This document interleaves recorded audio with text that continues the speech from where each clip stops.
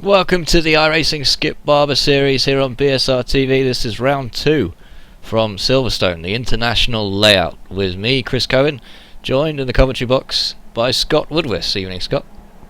Good evening, Chris. Fantastic to be here. It's the first time I've ever commentated on a Skip Barber race of sorts, but these cars are fantastic little things. They're master powered.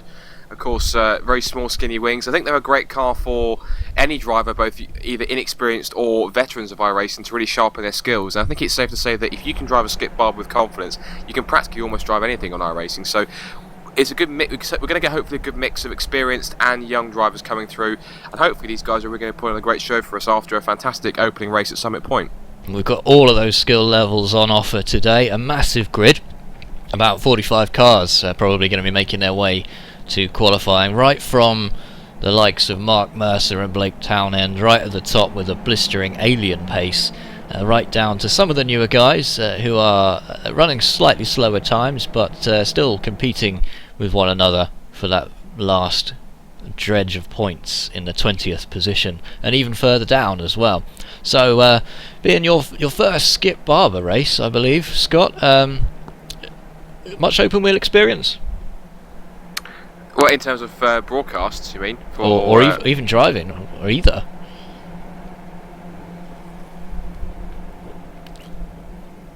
World Championship Grand Prix Series, so that's of course the likes of Hutu and Luis and Atsukerkov, all those kind of guys. So I think we do have one or two of those guys actually in this race. I think Blake Town is definitely a name that I recognise from that list, so he's certainly come down to a slightly lower level in terms of single-seaters to try his hand and have a bit of fun during the off-season, because of course we're getting ready to build up for the iRacing WCS 2014.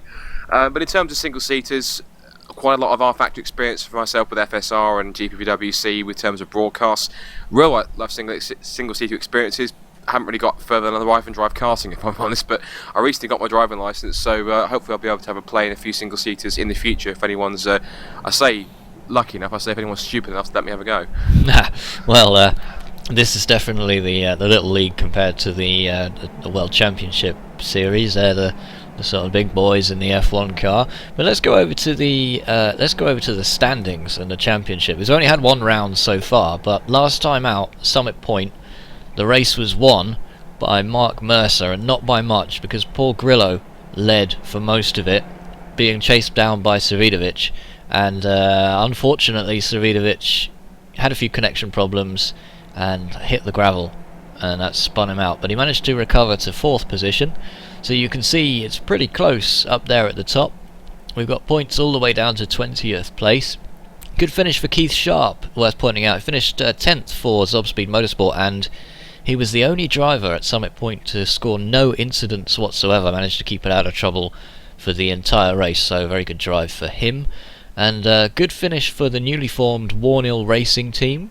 That's Tom Ward, David Grunnell are in 11th and 12th in the championship. And the Wojteks are kind of either end of this particular page, because Savidovic is up the top and Rapstin is down at the bottom in 16th. So not sure if he's out on the circuit actually, but if he is, he'll be wanting to improve on that one.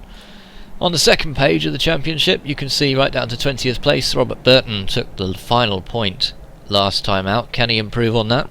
Disappointing finish for Simon Field as well, who is quite used to finishing a little bit higher up. Now, the team championship this year is 2-man teams, or 2-person teams. We don't have any ladies in this series yet, I don't think, so if there's any watching who are iRacers, then there's your chance to break through. We'd love to have both genders on offer, if possible. But PH Racing are currently holding a massive lead at the top with 55 points, and Racing Game Show, that's the Savidovic Rapstin team there, with only 23, are in second place. So a big gap to bridge already, and PH Racing pretty much been unstoppable so far. It'll be interesting to see what happens today. Team Castrol again finishing well last time, grabbing 7 points. That's a definite improvement over last season for them. But Silverstone's a bit of a different proposition from Summit Point last week, Scott. Yeah, it certainly is. I mean, Summit Point's a very kind of very winding circuit. It's got a lot of public roads. There's a lot of very twisty sections on there as well. So, comparing it to a circuit like Silverstone, which is, of course, very open, very fast, a lot of speed on there as well. So, these guys have come from, it's kind of almost polar opposites from the circuits. You've got a lot of wide open spaces, as we said, a lot of passing opportunities, whereas Summit Point is very kind of, it is one of the very kind of knick-knack circuits where you do get it as a base circuit. On iRacing when you sign up, so it's a good chance to hone your basic driving skills. But when you come to a circuit like Silverstone, it really does help you try to go to the next step. And of course, being the home of British motorsport, of course, there's no more evocative circuit in many cases in the country like Silverstone. Of course, there are comparative circuits like Brands Hatch and Alton Park, which are both in iRacing, but really for Silverstone, it's a fantastic, mostly flat circuit. So you haven't got too many bumps to deal with. It's mostly kind of just concentrating on getting the balance of the car right and being able to run a smooth, clean lap at a relatively fast pace. And to do it in a car like Skip Barber, it might seem on the outside like fairly easy because it hasn't got too much power, but it's got very skinny tyres on there as well, and of course it's got very basic wings. So while it might look from the outset very easy to drive, you should never judge a book by its cover, because this car, if you treat it wrong, if you drive it in the wrong way, it does bite back. So you have to drive that very fine line between getting it right and so very getting it wrong. Well, you touched on overtaking. I mean, where would you be looking to overtake on this slightly reduced Silverstone circuit? I think I'm watching a couple of the guys coming down the back straight down towards the what's called the Abbey hairpin.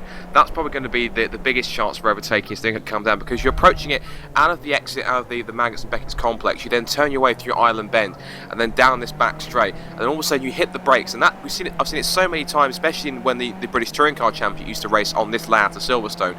Lots of late braking manoeuvres down here, lots of kind of undercuts that drivers can gain if the driver that's attacking them can actually overshoots the corner, goes and runs a little bit too wide. So if you do find somebody up the inside, just be prepared to see if they're going to go straight on, if they just hit those brakes a little bit too late, because you can always try and get an undercut on the exit. And obviously when it comes to racing, of course, corner exit speed is much more important than corner entry. So if you're able to sacrifice a little bit of corner entry speed, you can get so much more on the exit. So that could be quite crucial. Also, other passing spots could be into the complex, possibly even Brooklands, because and if you can go side by side, maybe going around the outside at Luffield. So, but I think a major passing place certainly is going to be down to the Abbey hairpin. That's probably going to be where we're going to see the majority of the overtaking here at Silverstone today. Well, outside of Luffield would be very interesting. The last twisty, almost hairpin-like corner here at Silverstone is retained for the international circuit. We do lose some of the corners, but the lap times around here at the moment about 1:34. So Adcock go first and second there. Wow, the Adcocks are dominating at the moment. Just noticed both Tim and Stuart are in the top two, amazingly. That's pretty incredible to see that. Of course, we're to see this. You have to tell me. I'm pretty sure. Are they brothers? I'm pretty sure they are related, aren't they? Do you know what? I keep telling the viewers every week. We'll find out if they are related or not. I'm pretty sure they're related. I'm pretty sure I just don't know how. So maybe if Tim or Stuart you're watching this, you can send us a message and let us know. We've got Facebook, we've got Twitter, we've got iRacing. Send us a message however you like, and let's hope that they can stay right up there, because last season at Interlagos we saw Stuart Adcock perform extremely well, almost a flawless race, and finished incredibly well, but Tim not doing so well traditionally. But 134.5 is pretty good. Znok Savidovic and Townend and Mercer, 5-time champion Mark Mercer, down to 5th. I just watched Mark Mercer. He was currently on a lap, and he actually had a bit of trouble in front of him going down towards the Abbey hairpin. A couple of cars made contact and went off into the gravel on the exit, the outside of the corner. So now and avoided a bit of drama there, and of course just behind him there was a car that also went off on the exit into the gravel at Abbey corner as well. So Mark Mercer currently holding 5th with a 134.806. He's merely 0.03 of a second away from taking 4th away from Blake Townend in the 57. So the 5-time champion, not, I guess, performing on his ultimate pace, but of course he's having to deal with quite a lot of traffic, especially with the fact that we have got some 45, 50 cars taking part today. So a lot of traffic he has to deal with, and that could be a definite factor, of course, because it is a relatively short circuit, not as short as the national layout that we have here at Silverstone, but it's still a relatively shorter circuit compared to the Grand Prix layouts, of course. with some 50 odd cars on the track, you are going to have problems with traffic, and it's whoever can negotiate their way through the traffic the best when it comes to lappery in terms of making their way through the latter stages of this half an hour race. That's going to be the most crucial, because if you get stuck behind a lapped car, of course, it can spell disaster. All your hard work trying to build up a gap or trying to fend off the car behind, it can all just go within a split second if you just get held up momentarily by a lapped car who maybe isn't looking in his mirrors properly or just doesn't have the ultimate pace compared to the leaders. So these guys are going to have to be very careful, and of course they're already getting experience of that in qualifying. I can see Mark Mercer's currently got a car in front of him which he's following behind. I'm not sure if they're on a slower lap or if they're running at the same pace. It's Savidovic in front of him there. Oh, it is indeed. So in the 80s, so obviously running at a similar pace, of course at least he's got some incentive to try and go a bit faster at least. Well, just touching on something that the viewers were asking about last week and we weren't quite sure about, the Club 100 on the front of Mark Mercer's car there. He used to be part of Club 100, as I understand it, and Club 100 is a real-life karting club, and you can join up with this club. It's designed to be quite inexpensive but still provide a very high standard of racing, and they've actually entered 3 teams into the Skip Barber Sim Racing Championship. Mark Mercer's not part of any of those 3 teams, but he's still wearing the Club 100 livery on the nose, just in recognition of the fact that he was once part of that. And he's actually closing on the back of Savidovic here. And that, I wonder if that's going to make any kind of effect on his lap time, of course, because we know Savidovic is in 3rd quickest at the moment. Of course, we've still got quite a few minutes to go. We've still got roughly around, I'd say, 8 minutes to go left in his qualifying session, so he's getting a little bit of a toe down the back strip. But as he comes down towards the Abbey hairpin, like I said, this is the spot where all the overtaking is likely to happen. So, and it's what's crucial is your exit coming from this corner, shooting up back towards Bridge, and then the complex, which takes you towards the end of a lap. So Mercer seems though he's got a relatively clean run, but of course with Savidovic in front of him, that's causing a lot of dirty air, and the more that Mercer follows him in between that, it's going to hold him up as he gets caught up between the back market and Savidovic on his lap. And thankfully the pole has managed to move out of the way, and Mercer does now have a gap and some clear track to work with to set a fast lap time. Doesn't seem to be very many cars in front of him around for quite a few metres, so it looks like Mercer has managed to find a nice clean gap here.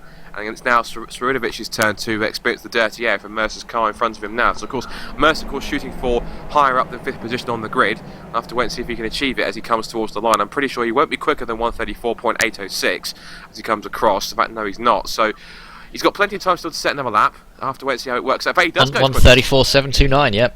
So he could, and I think there was definitely potential to go even quicker if he hadn't had those couple of cars in front of him. But now he's got the clear track, he should be able to go even faster, provided no extra traffic gets in his way.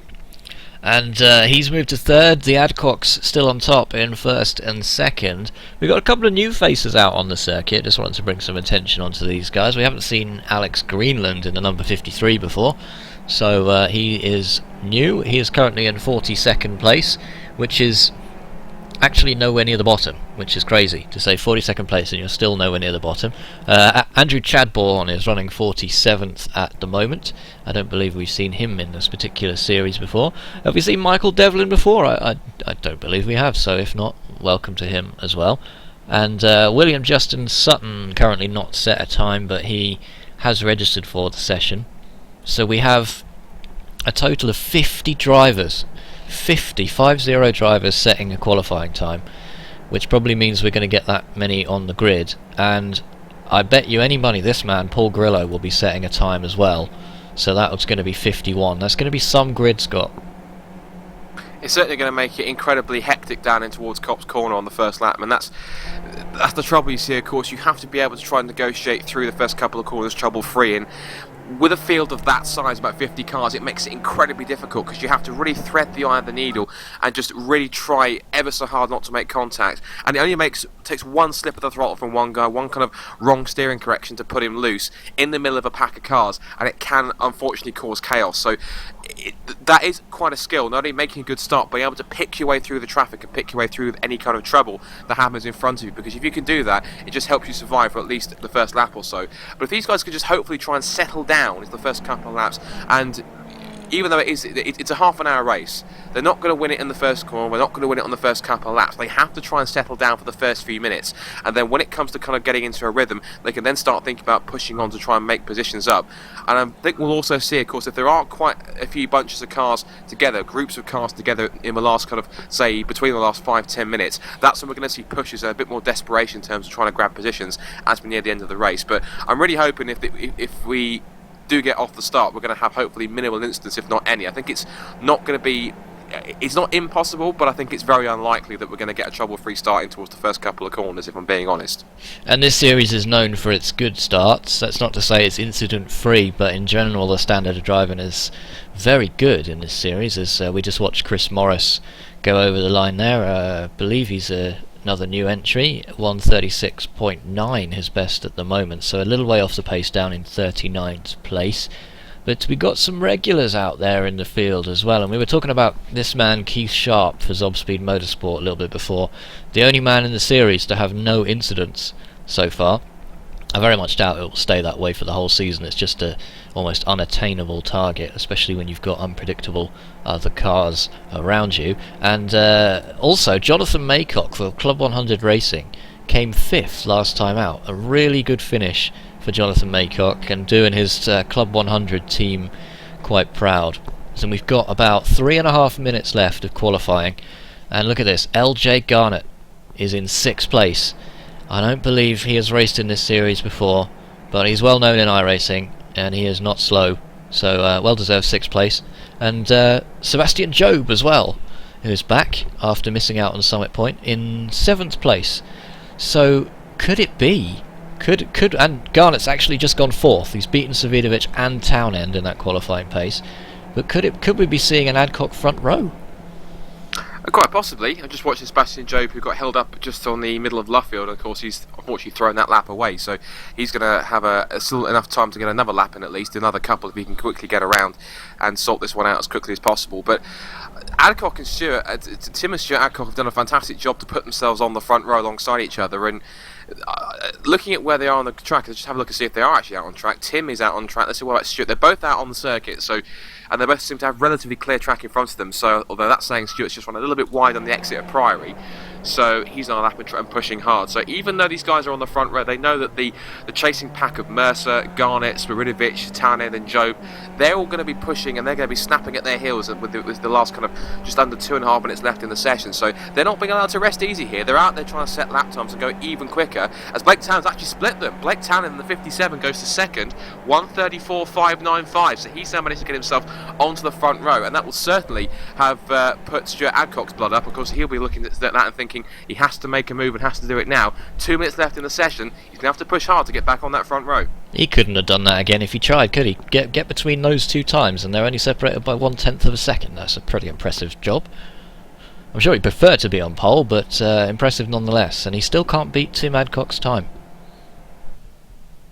Well, of course, it just shows you just how good Tim's time was, and obviously managed to do it in relatively clean traffic. It's just all about the luck of the draw, really. If you can pick your moment and try and make sure that you're not getting held up by too many people. I was just watching Stuart Adcock now getting a bit held up by some traffic and having to back out the lap he was doing.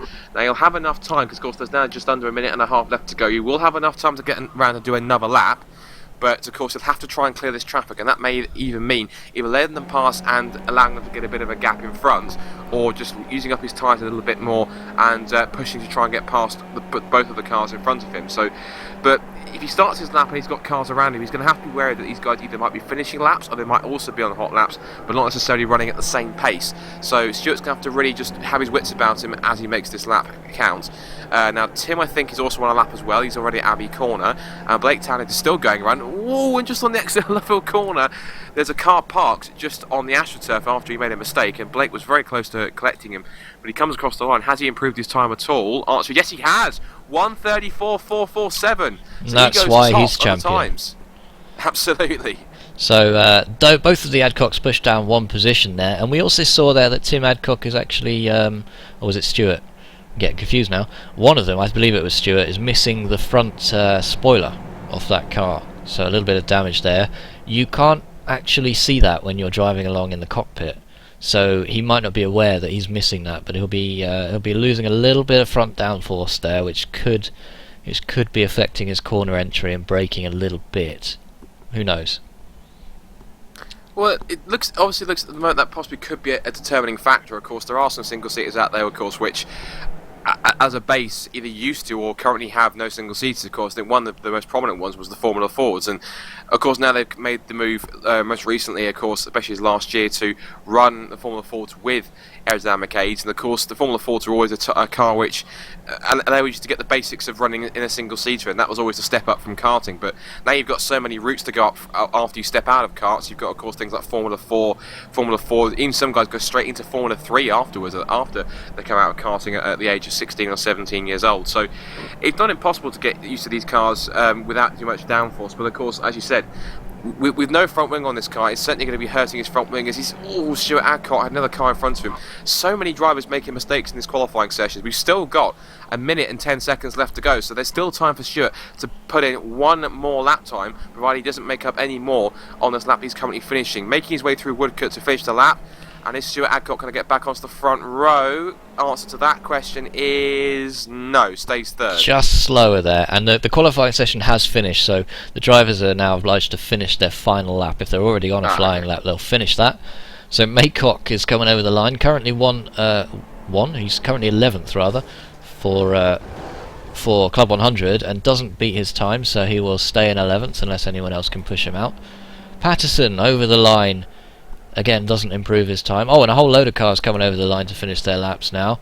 Jamie Bird, who's currently in 30th for Club 100 Semi-Pros.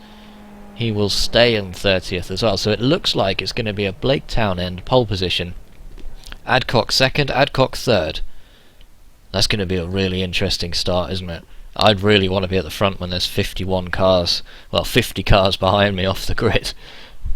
That's certainly the preferred place, as obviously that's the thing which everyone's been pushing for. And of course, like I said, if you're starting especially in the mid-pack, of course it really puts you on the edge, because of course, like I said, you're not quite sure what these guys around you are going to do. Of course, you're very wary, of course, if there's any guys who are going to miss their braking points, if anyone's going to maybe possibly lose it in front. Of course, that's, as I said earlier on, that's the trick with trying to just make your way through the carnage and through the kind of what potentially could be one or two incidents that's going to happen. I'm pretty sure with the time that we have, of course, and the size of the grid that we have, I'm pretty sure we might get one or two spinners and one or two collisions in the first couple of corners. I don't think it's not necessarily guaranteed we're not going to have that, and I wouldn't be surprised if we do. But, of course, as you said, being at the front is definitely an advantage. Blake, of course, needs to get a great getaway. But, of course, Tim and Stuart are going to be snapping at his heels off the line. If they can drop the clutch a little bit quicker than Blake can, there's always a chance they can shoot through the middle and potentially get their noses in front by the time they get down to Copse Corner. But it's all to play for with this huge field as we almost get ready for the start here at Silverstone. So, 50 odd cars making their way to the grid here. This is probably the biggest grid we've seen in the Skip Barber series, so it's great to see. But it could get messy. It's not a very tight first corner though, so there isn't any kind of bunching up that should be going on. Guys should be able to go through there 2 wide as long as they keep it sensible. Anyone trying to go 5 wide, as we saw in the British Touring Car Championship last week, is going to get into a few problems. So let's hope we don't get anything quite that severe. Fingers crossed. Of course, this is not the British Touring Car Championship. These things are open wheeling rather than closed bodywork, so we're just waiting for the lights now. Of course, a couple of drivers are just waiting for it to get on. They're being held for quite a while, so obviously there's a couple of guys I think probably just waiting for these lights to come on and waiting for them to form up on the grid, and of course then we'll get the revs to rise and we'll get it underway for... So, the lights are on. Round 2 of the iRacing Skip Barber Championship from Silverstone International is underway, and Blake Townend will lead away the field, and what a huge field it is as well. So many cars to get off the grid there. Looks like we've got a white car there, so apologies on the broadcast for that. But Stuart Adcock on the right hand side, and that's a blue Mark Mercer car just behind. But Townend takes it. Townend takes it into the first corner, and he's still leading the race at this stage. Are we cleanly through? Is everyone through? I hope so. It looks pretty good so far. So, it's Blake Townend leading this race from Stuart Adcock, the white car. The texture hasn't loaded on that one, unfortunately. And then Tim Adcock just behind. And look at all those cars filtering through. That's incredible. Absolutely incredible to see all those guys. And everyone seems to be okay at the moment. Still on the track, still taking it easy. It's amazing that that's managed to continue. Really is. Well, Townend looking to make any kind of lead he can. Oh, there's a challenge just behind. That's LJ Garnett is going for the third place. LJ Garnett's going to take third for away from Tim Adcock, who's pushed down to fourth position there. And Mark Mercer is already on the attack. Mark Mercer's taken... No, he hasn't. He's had to stay behind Tim Adcock for now. He's down in fifth place as they're coming round to round out the first lap right now. Apologies if I'm sounding a bit hesitant. We had a problem with our we lost Scott there for a moment. Are you back with us, Scott? I am indeed. My screen on my mobile, I thought I'd lost you. So I was already in the commentary box, so I'm not sure what happened there. Well, we lost each other, so apologies for that, viewers. I just talked solidly for an entire lap, but that's Mark Mercer through into fourth place. Now Savidovic is on the attack, and Tim Adcock is hemorrhaging places here, Scott. Yeah, Adcock didn't seem to have a very good start, and of course he seems to be the kind of the catalyst at the moment in the field, because currently holding fourth, and what he's doing, of course, he's kind of like, as you said, hemorrhaging a lot of the cars behind. As we've got a bit of a change behind us, a couple of cars are making a few moves. Well, I think what's possible is that was Savidovic making a move possibly, and that with Sebastian Job, in fact, is battling away with Jonathan Maycock and George Streetley as they head back through Island Bend and towards the Abbey Hairpin for the second time. It's going to be an absolute carambolage if they're not careful under brakes. Well, Tim Adcock now down to 8th position. He's battling with Jonathan Maycock, and he has the inside line around here. Maycock's going to be forced out wide. He's going to have to give that one. No, he's still side by side, so Adcock giving him plenty of room there. And Maycock's through. So unable to take 7th back, and George Streetley is just behind these two cars. That'll be slowing them down, going too wide through most of these corners. So Streetley, who has missed quite a few races, good to see him back in action after all this time, is going to be thinking, one of those positions could be mine. I think we may have a change for second on the cards, because I'm seeing Adcock and Garnett going side by side through Luffield. I can see that Adcock has got the inside run. He'll remain in second place, but Garnett seems to be pretty racy as Townend uses all of the runoff area on the exit of Luffield, and through Woodcote they come. Townend will continue to lead, but how much longer will Adcock be in second place? Garnett's going to possibly look to his outside as they head down. He may have also the toe from Blake Townend. They're both coming down the pit straight, and it looks as though I think possibly that Adcock may just keep his nose in front. Garnett's holding the outside line. Oh, that was close. Got the tail on the exit, and he has made the move. So Garnett up into second place with a beautiful outside pass. As I think possibly in the background, Sebastian Job ran a little bit too wide on the exit of Copse Corner, but remains in 6th position. He did, he got away with that one, picked up a few incidents as a result, but I thought Garnett wasn't going to give any room there, but what he was trying to do there was keep as much momentum through that through turn 1 as possible, and did a fantastic job in the end. He really did, fantastic move, and of course it all started. I think he made a dive up the inside of Brooklands, and that put him on a level term in terms of side by side with Adcock, and of course he managed to keep that going all the way through to Copse Corner, which allowed him to, as you said, keep that momentum going, and of course it allowed him to get the perfect run through Copse Corner on the outside, and of course he's now into second place, and of course he's also already onto the back of Blake Tanner as they come back through the complex underneath the bridge and back towards Priory and Brooklands, and of course Adcock's not too far away, but of course it looks as though he's having to just sit here and watch this battle for the lead now play out between Townend and Garnett, who himself is now going to have to get a bit more defensive than he has been the past couple of laps. And Adcock's not too far away, he's right onto the back of Garnett once again, so this is a three-way scrap for the lead, and also a three-way scrap for fourth between Mercer, Savidovic and Job just behind. So awesome battles going on for first and fourth, and it's only on our third lap.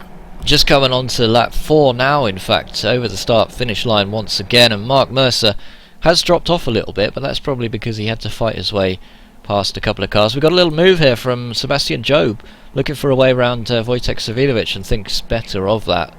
So Savidovic will maintain 5th place at the moment. Let's just come a little bit further down the field while we've got the opportunity to do so. We've got side by side here. James Steele steals the position away from Tom Ward, who's pushed down to 17th there, and Marcus Narris is right in the thick of things. That's RAF Roundel Skip Barber machine that he's got going on there, and gets very close. Oh, we lost someone. Who's that? That's Brendan O'Brien has spun out. So disaster for Brendan O'Brien. Just lost it. I wonder if there was any contact there. Maybe we can go back and have another look at that one from. Is it Brendan O'Brien that we've lost there, or was it somebody else? I can still see Brendan O'Brien on my screen showing 14th, so he hasn't obviously. I know the positions update, of course, when they come across the start and finish line. But as far as I'm aware, Brendan's still in 14th. But of course, I may be wrong on that one. Well, let's go back and have a quick look at that on the replay if we can. Just having a look at that. Brendan's still going on my screen. Yeah, he's still going. He spun out, I believe. Let's just make sure I'm not talking out of any orifices I shouldn't be. And it looks like he was possibly spun out there by. And those two cars just kind of collected one another, and we've got cars going all over the grass. Oh, and there was a big incident that there were so many cars in close proximity that they just couldn't avoid each other. Everybody scrambled to get out of the way of that little incident that happened there, and really the two cars that got sideways initially got away with it there. I mean, we saw cars flipping over on their lids, so a lot of cars losing a lot of positions there, unfortunately. Oh, and Marcus Narris. What's happened to Marcus Narris? He's been turned around. That's one of the Zob speeds on the outside. Is that that's not Keith Sharp, is it? Ah, that's Keith Sharp. So they both had. Luckily, they crashed right on the pit entry. Let's go back and see if we can get a quick replay of that one as well. This is just coming through Luffield now at the end of lap 4. Keith Sharp is right behind Marcus Narris. Narris loses it. So. Two-footed stamp there from Narris, and then we've got a third car involved in that. And luckily for Narris and Sharp, Scott, they were right next to the pit entry when they collided, but that was a Narris error. So we had a collision at the front. Adcock has hit the back of LJ Garnett. Garnett's almost into the gravel, so he's now spun from what was second place. Looked to me as from what I saw. In fact, Garnett's out of the race. That was a stall there for LJ Garnett, and that was collision with Stuart Adcock. If we can get a replay of that, we can see. But what it was is that Adcock, actually you saw in the back, Mercer got onto the back of both of the three-car scrap, and just Adcock left his braking a little bit too late, clipped the rear. There was contact between the two of them. Garner gets turned around and actually stalls the engine, and Adcock's down to roughly around, I think, 6th position now. So he's really dropped down. But Garnett, the main casualty, he's out of the race. So that's tragic for LJ Garnett, who was challenging for the lead for a while. And where is? Was that Stuart Adcock that made the contact? It was Stuart Adcock. He was directly behind Garnett, and as Adcock comes across, he's down to now 5th position. In fact, so Garnett is immediately out of the race. Of course, he's in the pits, but as he comes through, it's a real shame because Garnett had such a great start, made a move on the outside of Adcock right through Copse, and just all ends in misery. And I think possibly Adcock will feel that wasn't deliberate. I don't think he just missed his braking point, and there was I think it's possibly a pure racing incident. But I think in many ways Stuart will obviously feel that he was the guilty party, and I'm sure Garnett will feel very much aggrieved that he had such a great race and it's all spoiled down by one corner. Well, it seems strange to me, Scott, that Garnett was quick to get out of the car, because it didn't seem like it was race-ending damage. It looked like he could have at least limped back to the pits, if not carried on without too much damage. We could have possibly stalled the engine, so that possibly could have been a reason as to why he possibly came out of the car and couldn't get it refired. So that's usually sometimes these cars are a little bit difficult to try and get going again, but what we have now got is a fantastic four-way scrap for the lead between Townend, Mercer, Suridovic and Job, and they're only separated by 1.6 seconds at the front, with Adcock now a further 1.7 behind and 3.3 seconds behind the leader.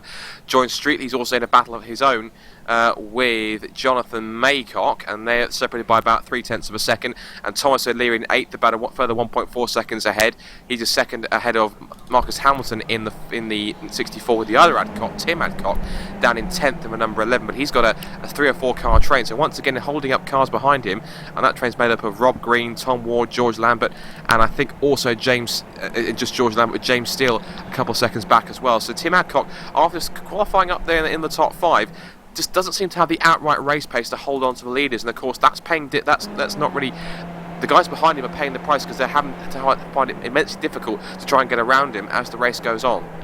Well, Tim Adcock holding on to 10th for the moment, but Rob Green and George Lambert, they're both GR Racing boys. They might have something to say about that, and they might well be working together to get past as well.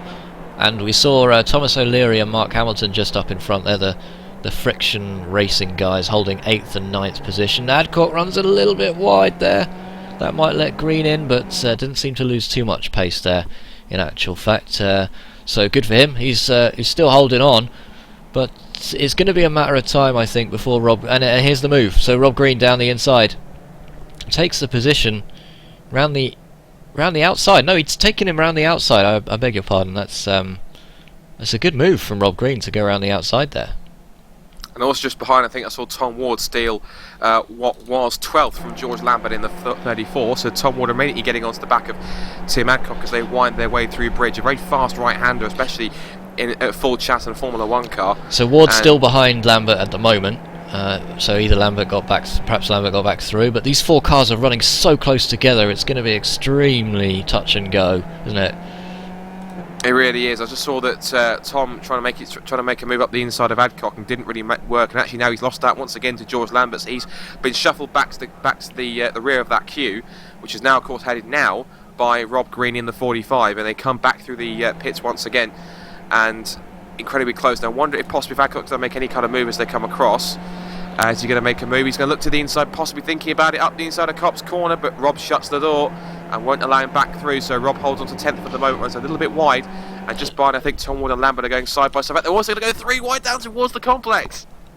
Wow, so Lambert's taken it. Has he just about? And that was a slide there from Tim Adcock as he tried to get down the inside of Rob Green, and it's actually cost him the position because Lambert's managed to squeeze his way through. But I would not want to be going 3 wide coming into that corner. It's a very difficult approach because you've got the you almost have to turn and brake at the same time, and Tom Ward doesn't manage to benefit, but Tim Adcock down to 12th place there, and Tom Ward's going around the outside. He won't get the job done there. He's gone way too wide there, a bit late on the brakes, and Adcock's holding on to it, but a few little mistakes. Meanwhile, his Adcock partner, we believe relative, we need to get some confirmation, who is missing his nose, the wing on the front of the car for some after that contact with LJ Garnett, is still running in 5th place, but he's still battling it out with George Streetley. But no real change up the front. Townend, Mercer, Savidovic halfway through this race, Scott.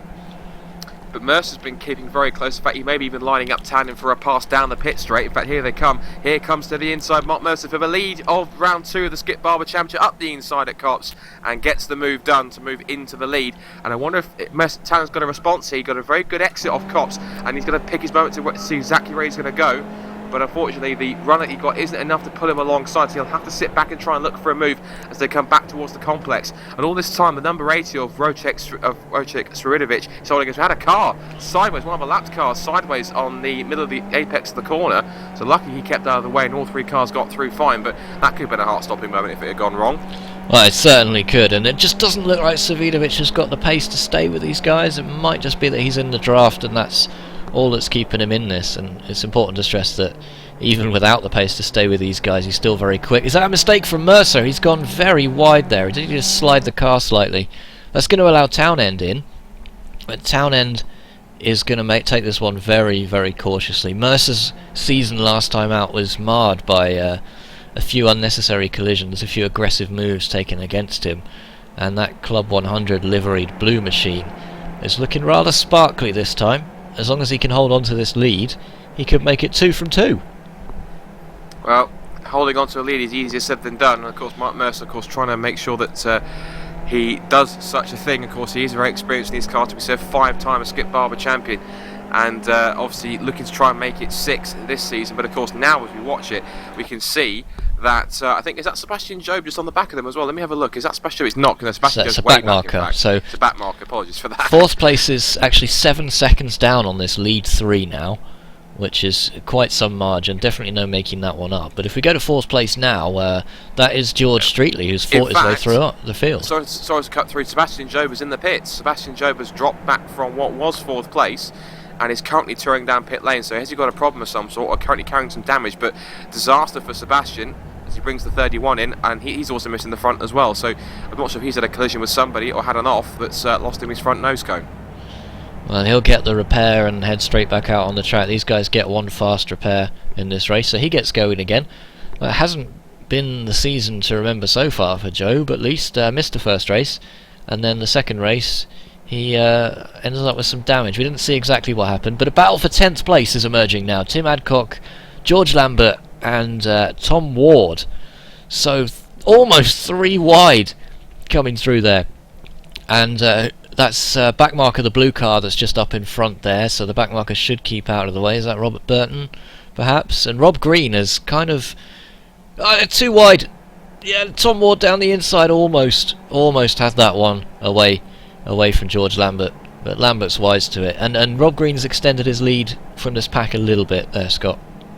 This is the classic example we're talking about. You cannot afford to get caught up in traffic. That the longer you stay held up behind slower cars, the more advantage it's going to give for the cars around you just to capitalise on any kind of mistake or any just kind of hold up that you get. It only takes a moment just to hesitate on that throttle on the exit. You can see, in fact, there Tim Adcock just trying to get the back marker to move out of the way, which he eventually does, but of course now has given both Tom Ward and George Lambert the chance to try and make it through as they come back across the line.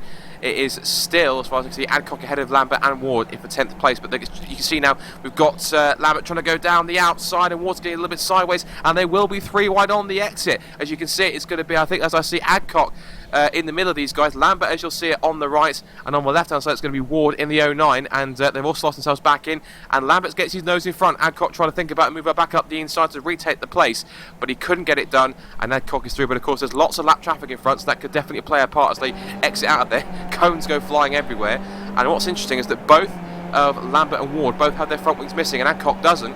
And now we've got, I'm seeing here, Ward's actually going to go for a double pass past Adcock, now going to the outside of Lambert. They're under the braking for Abbey Corner, and there goes now Adcock back on the inside. Fantastic scrap for what is only 10th position, but still producing great racing as there's a car rejoining from the right hand side who went straight on Abbey Corner. But what a battle going on between these three for only 10th place. Absolutely unbelievable, and Tim Adcock just won't let go of that 10th place. He wants to finish in the top 10, you can see that. We're still having a few texture problems on the broadcast. We've got some cars suddenly going white. Apologies for that, but hopefully for Streetley he can pull away a little bit of a gap now as Ward and Adcock continue to battle.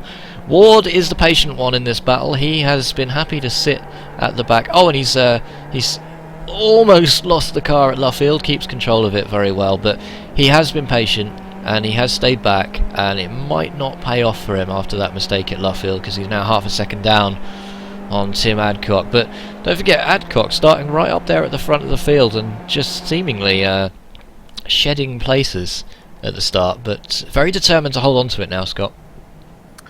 Yeah, fingers crossed. And of course, it's amazing just how one small mistake in these Skip Barber cars can lose you several car lengths. And of course, we saw that Ward just got it a little bit sideways in the middle of the corner, and that definitely just hurt him on the exit. Of course, it did compromise his exit speed.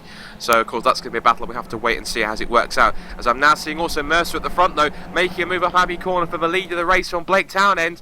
And he gets the job done to make the move, and also Siridovic is also trying to get himself involved to try and snatch second. Blake Townend will try and go to the outside through Bridge Corner, brave if he can pull it off. And here they go, they turn their way underneath the bridge through the right-hander. Mercer keeps his nose in front, but can Townend possibly find a move up the inside into Priory? He's going to have a go, and he's through. So Mercer was wise to that. He let him go, didn't he? He gave him the room he needed. Yeah. 2 champions, well, 3 champions racing for the top 3 positions here. It's going to be very, very close at the finish, but it just shows Townend, not content with taking the entire championship last season, is not going to let this one go. But Mark Mercer really wants to make it a double victory here, having won at Summit Point. Paul Grillo is out, so the PH Racing team, and down the inside Mark Mercer takes that lead back. Fairly convincing fashion there. I think these guys are just swapping places for fun. Well, of course, these guys have to be careful because, of course, if they can continue to swap places, it just brings Siridovic into play all the more. So, effectively, Rocic could probably just be sat there and saying, yeah, you carry on battling, guys, of course, but if you guys come to contact, you do know that I'm going to capitalise on that straight away and be up the inside of both of you to go from third to first in one move. And I'm pretty sure that Rocic will just be sat there and just almost might get the popcorn out at this point, just watch this battle going on, just wait for any kind of mistake between the pair of them. Because at the rate they're going, they can certainly be contacted if they're not careful. And Marcus Hamilton has worked his way up into 6th place. What a great job from Hamilton. It must have been a mistake from Maycock because he's down in 7th, and O'Leary is now 8th. Rob Green 9th, as we said, he's pulling away, but he's just taken 8th from Thomas O'Leary, has he? O'Leary's down the inside here. Rob Green's going to have to go the long way round, but he's going to get a better exit. It's going to put him on the outside for the next corner, so they're still side by side. Lap 13. So not long to go before we round this one up, but still enough time to have this little battle between O'Leary and Green. And Green's held on for long enough, so he'll have the inside line. Look at the line taken by O'Leary there, trying to get some speed for the cutback. Takes the cutback.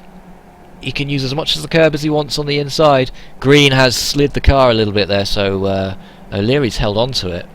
That was fantastic driving from the both of them to go too wide through that much of the circuit. So Mercer, of course, at the back at the front of the field, is continuing to lead, of course, from Tannen in second, Srudovic in third. We're on to lap 14 of what is a 16-lap race, so that effectively Tannen has got only just this lap and 2 more to get this job done, and we'll see exactly what he's made of as he heads back towards the complex.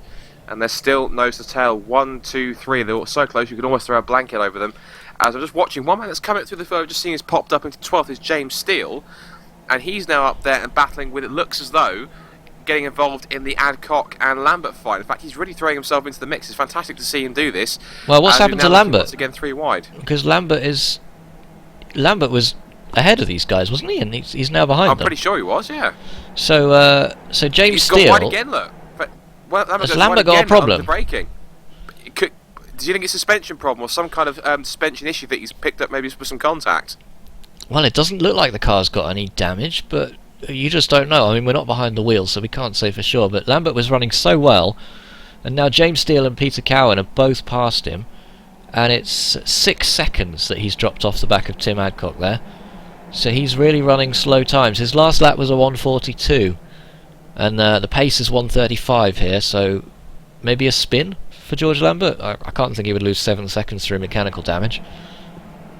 Oh, quite possibly. That mistake may have been just him trying to get back into the groove, because of course, like we said, with these kind of cars, of course, because they're they're very small, of course, very twitchy. Once you get into rhythm with them, if you make one small mistake and spin off, it takes quite a long while to get back into the groove with them, because they are so kind of finicky to try and get right and get a smooth, consistent rhythm with them going. So these guys at the front, of course, of Mercer, Tannen and Srudovic, showing a perfect example of what these cars can do once you just settle into a gentle flow with the pace that you're running, of course, in the 1:35s. But I have to keep an eye, because Lambert, of course, batting 14th and trying to make his way back up through. And I want to see if he can try and get his first target, which will be the 99 of Peter Cowan, who himself is battling with James Steele over that 12th position with Tim Adcock. And Adcock himself actually is now on the back of Tom Ward for 10th place. So watching up at the front, Tanner with another move up the inside of Mercer. There's a lap car in front, I think, and he's lagging away. And Mercer runs deep into the gravel on the exit of Abbey Corner. Runs incredibly wide and down to 3rd place. That now means that Srudovic can get a chance to make a move for the lead on Townend. And he's going to make the move now. It's going to be down the inside, but he's going to be on the outside for the next corner as we come through this S-bend section. But what happened to Mercer? That was awful. We've lost Mark Mercer from this battle at the front, and Savidovic is just going to stay behind there. So let's go back on the replay and see if we can find out what happened to Mark Mercer from the race lead. We're just having a look now, and you say there was a back marker. From what I could see, there was a car flashing on my screen as there was a back marker almost on the racing line. That possibly played a catalyst. Well, it was invisible. It was just completely invisible, and then it appeared all of a sudden right in front of Mark Mercer, and I think that's where the problem came from. So can we look at that from the cockpit of Mark Mercer and see what he saw? Because yeah, you can see that car up in front is blinking. Where's it gone? And Mercer had nowhere to go. Reappears like a phantom in front of him and puts him off in the gravel. He did well to avoid the contact there, actually. Picked up no damage, but it did put him in 3rd, which has kind of spoiled that group at the front there. And there's contact just as the leader's just lapping some more back markers that made contact, but they're on their last lap now, so it looks like it might be Townend to take this one. Well, Srudovic did get a move up the inside of Copse, and he did get his nose in front, but of course he ran a little wide on the exit, which allowed Tanner to get it done just before the complex from Maggots and Beckett. So Srudovic momentarily had his nose in front. They're getting past another back marker as they head through Abbey, so half a lap to go for Srudovic to make a move. He always seems to be pretty strong on the exit of Abbey Corner. Can he get this done possibly as they head down towards Bridge, the right-hander for the final time? And let's see what he can do here. They're going to turn their way underneath the bridge through the right-hander, very flat, and Srudovic closes as they come up towards Priory Corner. He'll get himself under brake, and can he also pull himself through onto the inside for Brooklands? It's going to be incredibly close, and unless Srudovic finds a miracle move, he's trying to go around the outside of fake Townend, but he's gone run too deep. I think that might be his chance over. He's tried hard, but I think Townend has done just enough to hold on to this one. And what he needed to do there was stay on the outside long enough to put him on the inside at the final corner, and that would have given him the race, but it's not to be for Savidovic. So Blake Townend comes over the line and takes his first victory of the season here at Silverstone. Great result for Townend, brilliant drive, and Savidovic has done so well to hang on to it. Mercer will be absolutely gutted that the back marker effectively spoiled his race there. Third place for Mark Mercer, still scoring well, and George Streetley comes home in fourth. Brilliant result for him. Marcus Hamilton fifth, Stuart Adcock that is seventh, and Jonathan Maycock in another good. Adcock's sixth, Maycock seventh, I should say. Another good result for Jonathan Maycock. O'Leary eighth. Just to interrupt, so I've got Stuart Adcock showing as 11th on my screen. So well, that's interesting. So yeah, you're right. Or something's happened. Something's happened to Stuart Adcock in the last couple of laps because he's dropped all the way down. So what's happened to Stuart Adcock? Well, the Adcock brothers, or father-son, or whatever they might happen to be, really not doing that well considering their qualifying pace. The results there up on your screen now. Townend takes it, but it's actually Hamilton in fifth place, Maycock sixth, not seventh, O'Leary seventh, Green eighth, Ward ninth, and Tim Adcock that is, in 10th place. So Stuart Adcock shows as 11th. And it's interesting, we didn't see what happened on the last lap. George Lambert suffering, as we saw, to come home in 15th from what was a very good position. And another incident we didn't see, I'm afraid, was Sebastian Job, who lost a number of places through a forced pit stop to repair some damage in 19th place. The final point of the day goes to Simon Field. It takes that final 1 point, 19th and a 20th, not the result that Field would be looking for. But you've got to say, all these drivers did pretty well to stay out of trouble in what was an absolutely huge grid here, Scott. I think what was impressive, the fact that we didn't get too much. In fact, I thought I could see any incident through the first couple of corners, which really did surprise me. I thought it was going to have at least one or two cars come to blows through Copse Corner, but thankfully they managed to all really keep it on track and do a great job, which I think really surprised me quite pleasantly, in fact.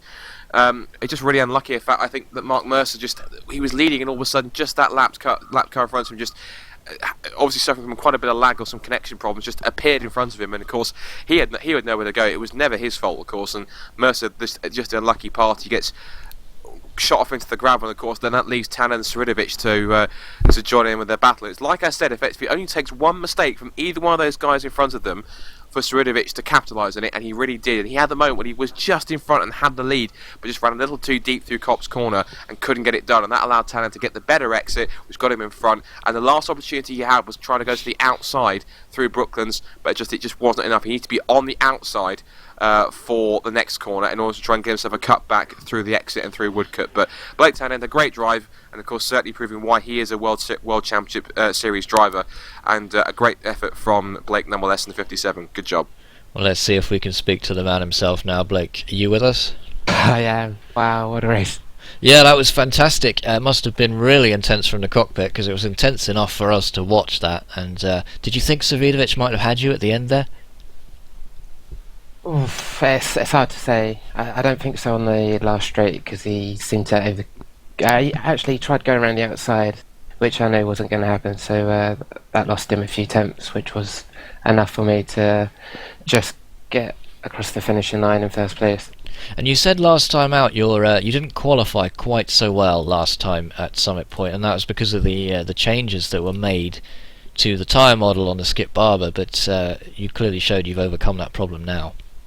I'm making progress. I won't say I've overcome it just yet. In practice, I was clearly off pace, and I put many laps in, and towards the end I started to claw the gap. At one point I was 1 second slower than P1, and then I got half a second and then 2 tenths, and then in qualifying I managed to now a decent lap time with no draft towards the end, and that was enough for pole. Well, we've seen you in action all throughout last season, and it must have worried you a little bit that you didn't finish quite so well last time out at Summit Point. But were you worried when you saw the pace of the Adcocks on the grid? Yeah, I was very surprised. I've seen Stuart up there, but not Tim, so congrats on the pace up front. And I assume you've got a spare pair of underwear to hand after that incident with Mark Mercer and the backmark car. I tell you what, I thought my race was over. I decided to go to the inside. The car was blinking, and as it was blinking, it was moving to the right. I took the inside line, and I then noticed Mark ran wide or made contact. That put him to P3. I was very fortunate. I thought my race was going to be over, to be honest with you. Well, it's a good start. Third place last time out and a win this time, so you haven't been off the podium so far in this championship season. But there's only one of you in Radicals this season, isn't there? You don't have a teammate at the moment. No, due to budget constraints, we've got some upcoming talent in the F1 car, so most of the focus is going into that, which is great to see for the team. And we'll have to wait and see exactly whether you can maintain that podium record going into the next round. How do you feel about that? Could you do it again? Quite possibly, but I think the main goal is just to finish in the top 5, or at least finish the race, because winning the championship last season, I got 4 wins, but I think it was more to do with the consistency, and the others had they had their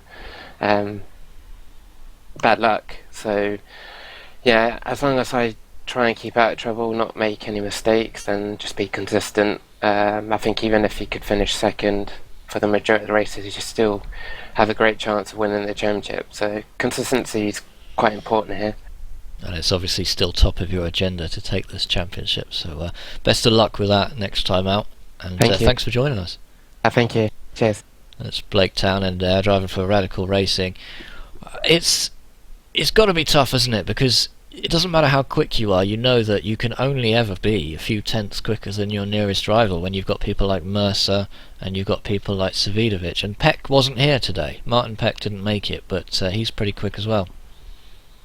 Yeah, the intriguing thing with these kind of cars is the fact that obviously being in a one-make series, of course, it really comes down to the driver rather than the equipment. Of course, because everyone's in equal machinery, everyone's running from, effectively singing from the same hymn sheet. It all comes down to individual driver skill and how that this guy, a car driver, sets the car up to his liking and how he tackles the course in his own way. And of course, Blake Townend managed to put in a fantastic performance. He was able to get himself in amongst the guys such as Mark Mercer and Savidovic in that battle, and managed to keep himself relatively out of trouble, apart from the incident with the flashing back marker due to possibly some connection problems with that car. But I think Blake put on a fantastic performance. He's definitely shown capability why he's part of Radical Races for the iRacing WCS, and I'm pretty sure that he'll use this. He always uses any kind of experience, I'm guessing, with single seaters as a way to kind of prep himself for the season. So hopefully he can put on a great performance, and he'll be able to capitalise on this for the rest of the championship, and going forward, hopefully into the World Championship, he can definitely carry on this form and be possibly a dark horse to grab some good results. I think so, and I think it's worth pointing out again that these guys did incredibly well to get through so many corners, especially when there's 50 cars in the field. I mean, that's there's not a lot of racing series in real life that actually have that number of cars on the grid at one time, especially not standing start. I think the only series that I know of that actually has ever had grids of that size on a regular basis, I think, will be somewhere around possibly the Blancpain Endurance Series with the GT3 formula, because I think there was even a race at Silverstone either last year or the year before when we had some 40 or 50, maybe close to maybe 60 cars on the grid around the Silverstone Grand Prix circuit, which was an incredible amount of entries. But of course, it does show just how much rude health the GT3 category is in. But also, this not only proves the fact that the popularity of the skip Barber really hasn't died down, even though it has been around in iRacing technically is one of the first cars that iRacing has ever run, so as far as I'm aware. So it's incredible that it's been around for so long on the iRacing service, yet it still continues to bring in incredible numbers of drivers per event, and it just shows just how good a car it is, just how incredible it is to race, and just how much competition it provides and breeds. And out of all those drivers, Scott, if I asked you to pick driver of the day, oh, that's a tough one. It's pretty tricky. I mean, I think possibly because he qualified a little bit low down. No, can't really take away from Blake Townend. He put in a fantastic job.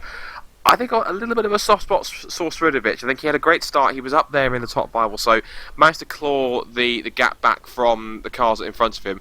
And he was so close to getting the win. He was so close. And Townend, don't get me wrong, put in a fantastic performance. But I think Savidovic did well to at least keep up with those leaders, even though his qualifying pace wasn't ultimately the fastest. But to be up there and just missed out on the victory, I think was a fantastic run. So I think for me, Savidovic gets driver of the day for me, purely for that reason. There we go then. So next time out, next Monday, the 17th of February, we'll be going to Watkins Glen for round 3 of the iRacing Skip Barber series. And if you haven't got your fix of iRacing action just yet, you can join us in 2 days' time on Wednesday evening for the BSR Carrera Cup. Scott will be back for that one, won't you?